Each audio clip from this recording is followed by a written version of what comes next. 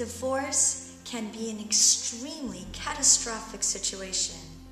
It can make you feel devastated, breathless. I bet there are times that you feel like you've lost your grip and your footing on the ground, where you have absolutely nowhere to turn to, or you at least feel that nobody really understands what you're going through.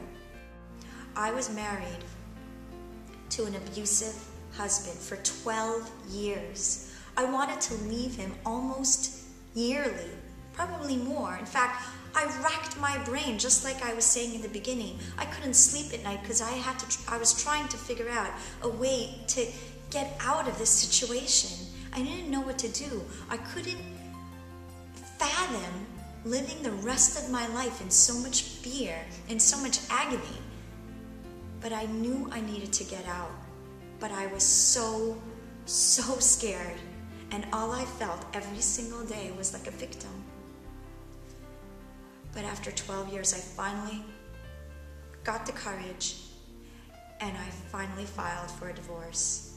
And guess what? Once I filed, I couldn't believe how amazing I felt. Now the fear escalated as I moved through the divorce. It was the hardest thing I ever went through. But so did my celebration, and so did I. I grew to heights that I can't even begin to tell you. And that's why I have devoted my life's mission to help people that have gone through divorce, to help people that are going through abuse, that are going through hardships, that are going through trauma. I need to help you find your power back, find your freedom back, find your security back. Let me show you how you can thrive in this life and live every moment going towards your dreams and actually actualizing your dreams. You're about to enter unknown territory. Now the beauty is, you know logically that other people have gone through this before you and came out the other side, not just okay, but really, really successful. The only thing is you've never actually experienced it, so the unknown produces a tremendous amount of fear. Fear is absolutely normal and at times actually helpful. For example, if a bear was about to run after you, fear will be produced in order to save your life and you'll just run away from it, right?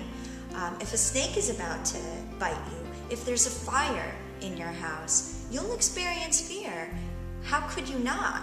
And you'll take the proper action in order to save your life and those that are close to you. But then there's irrational fear.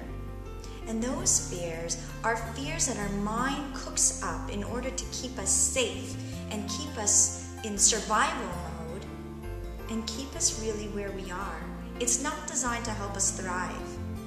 And what that does is we create these what ifs. What if this happens? What if that happens? What if the house falls apart? What if I can't take care of myself? What if I can't survive? What if the children get upset at me? All of these what ifs that actually never happened yet. So there are all these fears in the future, or there are fears based on past experiences. I know he hit me a year ago, 6 months ago, a week ago. Maybe he'll hit me again if I leave him. Or maybe it'll get worse. Now, all of these fears are irrational fears because they're either based on past experiences or things that you're fearing might happen in the future. Now, how do you get through it? What do you do to get past this fear? You see, if we understand that the fear that we're experiencing is in our mind, it's in the medulla of our brain, right, which is right in the back of our brain, that the main function of the medulla is survival. It has nothing to do with helping us get to our dreams, to our goals, to our visions. It keeps us safe. The devil you know is better than the devil you don't know. That's a saying that the medulla keeps us where we are. What we need to do is realize that our brain, our mind, is playing these games with us, and it has nothing to do with our truth. Our truth is in our heart. So if we can get in touch with our heart and feel the fear, but do it anyway, which is a landmark foreign saying that really teaches how you can move through your fear, understand that fear might not go away. Now, here's another really cool thing to realize. Did you know that the chemical reaction that happens when you experience fear is the exact same chemical reaction when you experience excitement? I mean, think about it. Did you ever go on a roller coaster and you're just about to start going up and then you start to feel the drop of the roller coaster? You start to feel fear, but you're also feeling excitement. And then the roller coaster goes and you're screaming and you're having a great time, right? What happens on the other side of the roller coaster?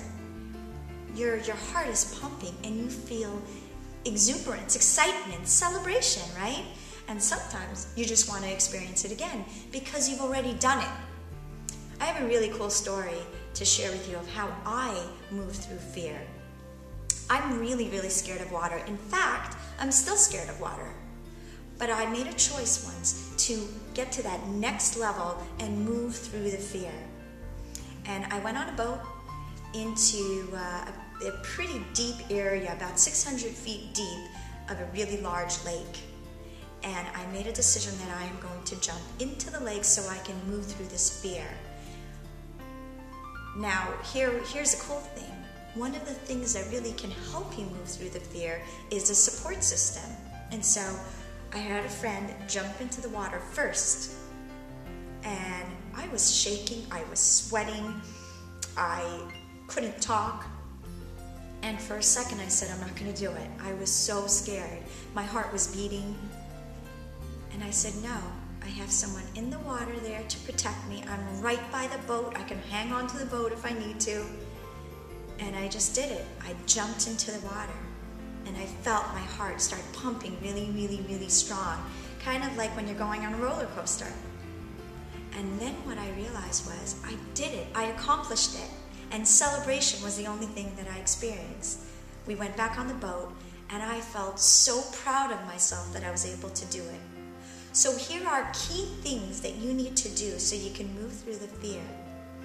Take a piece of paper and draw a line right down the center. And on the left side of the page, write down all your fears. Now, underneath each fear, I want you to write how your life would look like if you let the fear control you. What would be the result of that? On the right side of the fear, write down the possibilities that would happen if you actually move through it. And then I want you to compare your results and see which life looks better for you. If the results on the right look better for you, then take actions, small tiny steps to move through it. Know that you're going to be scared, but take tiny steps to move through the fear. Now remember what I said. Surround yourself with a support system. Call a friend before you're about to take a step. Call a friend nightly. Be part of a support group. And here is a really cool thing to remember. Know that you are not alone. Now here's the action step for today. Make that list and let me know how you do. Please email me on my site, on my blog, which is www.domesticabuserecovery.com. Let me know how you're doing. And I look forward to talking to you real soon.